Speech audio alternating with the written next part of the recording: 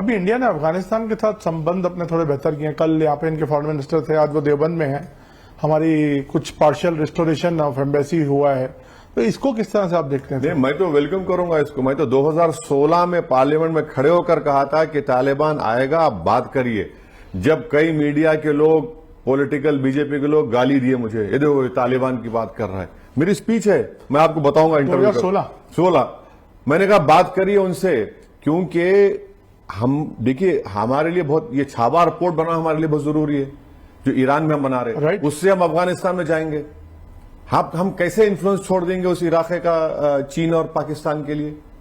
लेकिन कुछ खामियां उनकी भी है ना, जिससे वुमेन राइट्स और सबको लेकर। अरे सर, खामियां सब में है ना। कहा खामियां? आप खामी को देखेंगे या आप उस स्पेस को छोड़ देंगे? आप कौन होते भाई? आपके घर में क्या हो रहा आप देख लेना। आपके घर में जो होगा आप देखेंगे, मुझे क्या करना है उससे? मुझे ये देखना है कि मैं उस जगह ना खो दूं।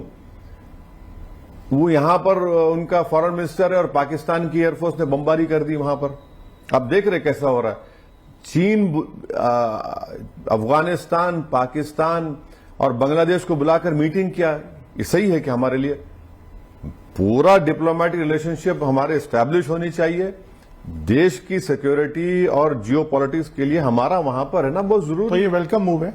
बिल्कुल, मैं तो कहूंगा फुल फ्लेज डिप्लोमेटिक रिलेशन होनी चाहिए। और जब तालिबान आया तो तालिबान ने इंडिया से कहा कि आप जो मेडिकल फील्ड में एड दे रहे हैं उसको जारी रखिए, बंद मत करिए प्लीज।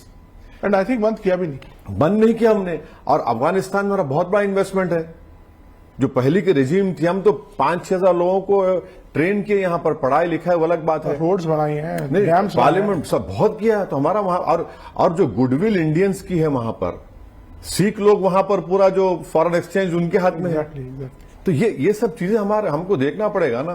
तो ये हम कैसे छोड़ेंगे अफगानिस्तान को?